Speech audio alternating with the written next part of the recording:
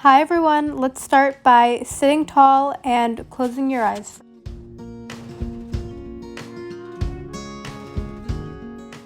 And just sit with your chest up, keep your back straight if you can, and then reach your hands up and down like this. So inhale, exhale, inhale, and now drop one of your hands, reach over and stretch, and look up if it's comfortable for your neck. And then same thing for the other side. Switch hands, reach over, look up. So now I'm gonna make my way to cat-cow poses. For sensitive knees, I recommend putting a blanket right under your knees. Position your hands so they're right under your shoulders, and also position your knees so they're right under your hip bones. And then take a few deep breaths and just do cow and cat.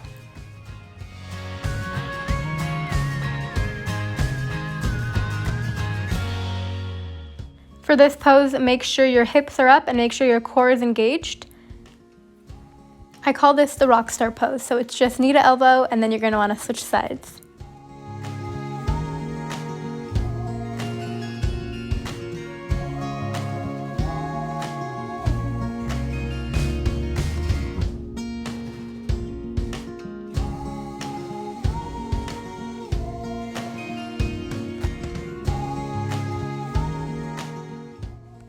So this is called extended child's pose. I just spread my knees, put my big toes together, and reach down for a few seconds.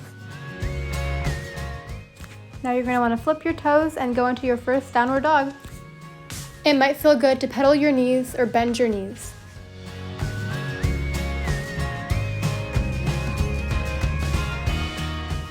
So after pedaling out my feet, I'm going to just take a few plank poses. So plank, and then back to downward dog, pedaling, and then back to plank, and do that a few more times.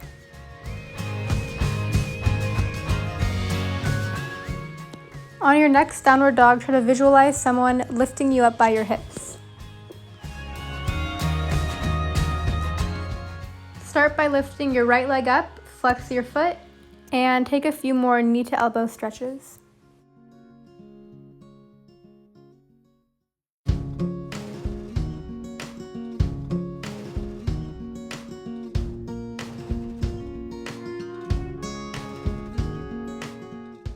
So on your last one, you're going to want to place your foot right in between your hands and then adjust if necessary.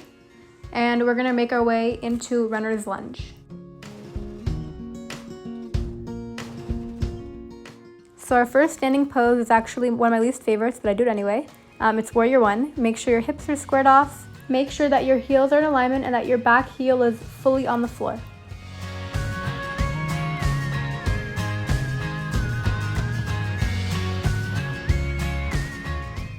From this pose, we're going to go into chaturanga. So you're going to want to put your feet back to the way they were in plank. Make sure your shoulders are over your wrists. And then place your knees down for support and lower yourself in one solid movement. Finally, push up. Make sure your feet are separated and that your thighs are off the floor, and look up.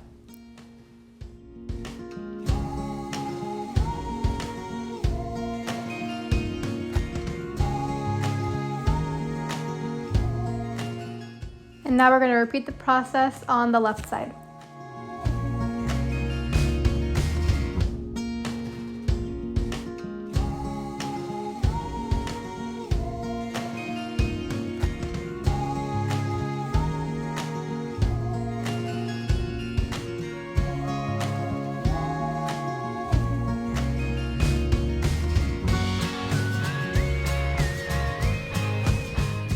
Chaturanga isn't for you, you can try low cobra. So instead of pushing all the way up, just push up with your chest and stretch forward.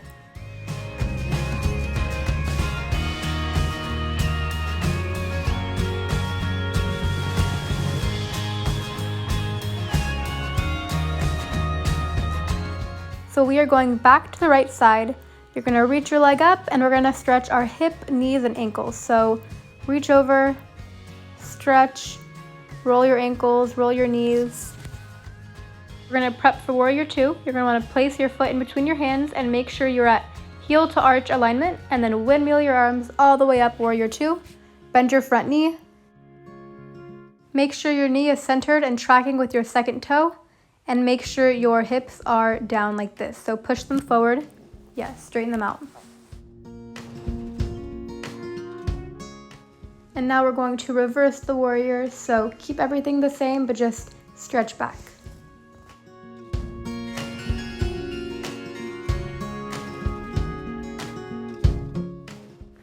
I'm not sure if you can tell, but I look super uncomfortable in this pose.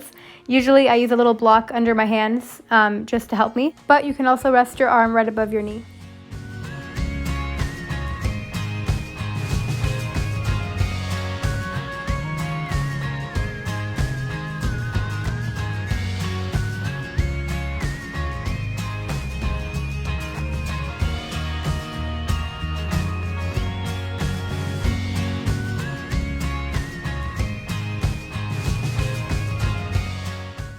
Now I'm going to do the same steps on the left side.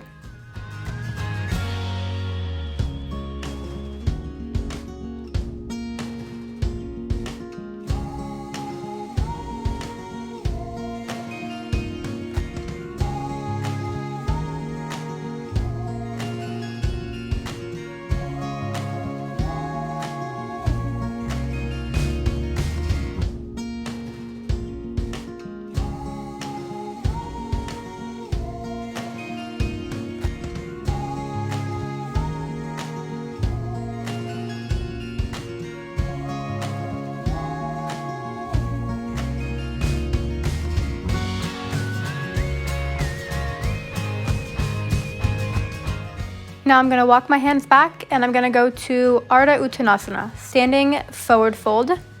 And then we're going to go to Uttanasana, which is just folding over like this. Now I'm going back to Ardha Uttanasana and I'm making sure my back is flat. From this position, we're going to go into chair pose. So bend your knees, put your butt back, and make sure that your tailbone is facing down.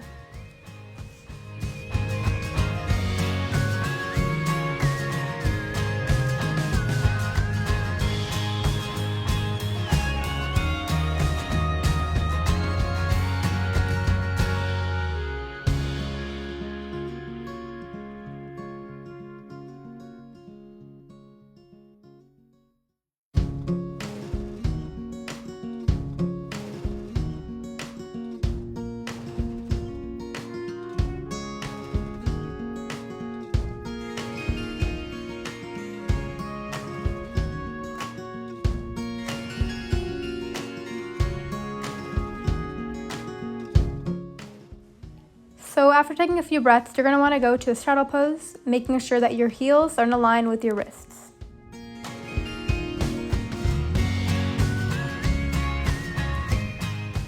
For this next pose, you're going to want to walk your hands up like this. You're going to want to look to one side and stretch. Put one hand on your pelvic bone or up. I didn't like up, so I put it back on my pelvic bone. And then you're going to want to switch sides. Same thing on this side. One hand on your pelvic bone, keep your hips straight, and stretch.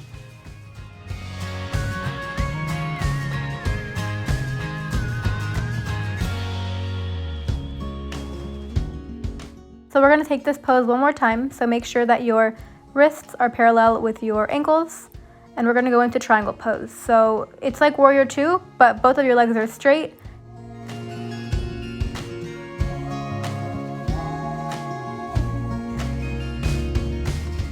If you feel up for it, we're going to go into Ardha Chandrasana or half moon pose. So I'm just setting up here, and then you place one hand down, one foot down, and then your other two limbs are straight, extended, and flexed.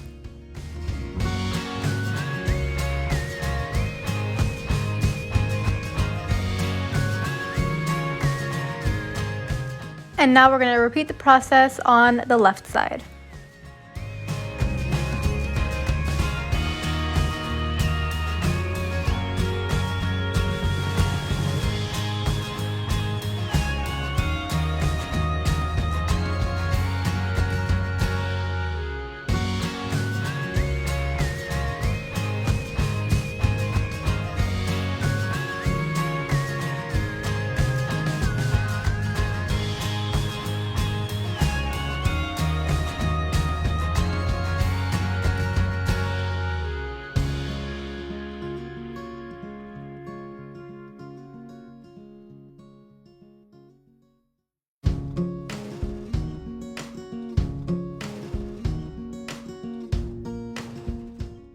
Our last pose is going to be Warrior 3. So I'm just going to prep my muscles by warming up like this.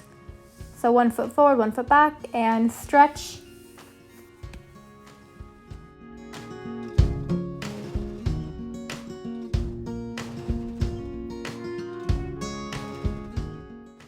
So place your hands about 6 inches to 1 foot in front of you and lift your foot and flex your toes up. And then you can put your hands in prayer or straight ahead.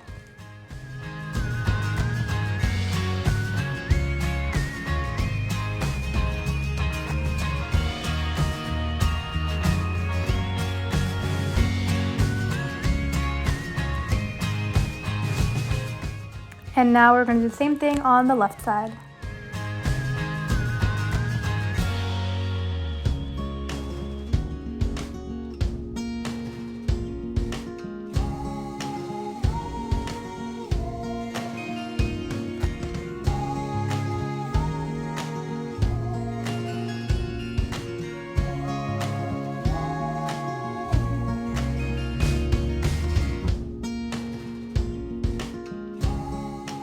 Before we go into our last pose, I like to go into child's pose, and this one is kind of modified, so instead of putting your hands in front of you, just put them right above your neck.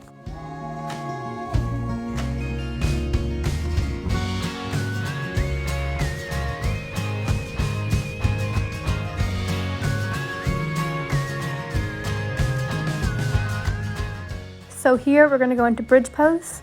Make sure that your hands can almost touch your ankles. And you're going to want to push your hips up and squeeze your glutes and squeeze your hamstrings. After a few breaths, you're going to want to lower your body 1 vertebrae at a time. I'm going to take one more bridge pose and making sure that my shoulders are flat against the floor.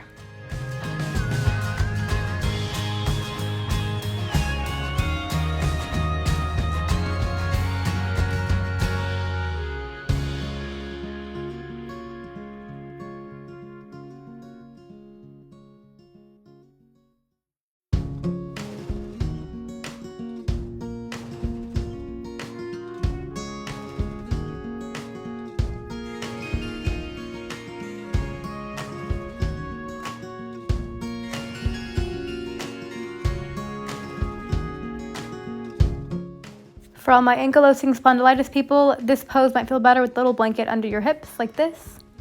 And then just take a few breaths in this pose. I find that inversions have a lot of good health benefits. They increase blood flow and they take some pressure off your feet.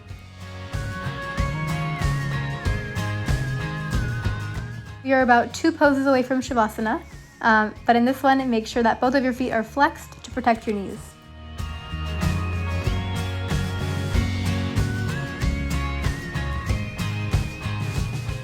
So our final pose is going to be a little twist. You're going to want to place your feet at the edge of your yoga mat and then just move your knees to one side.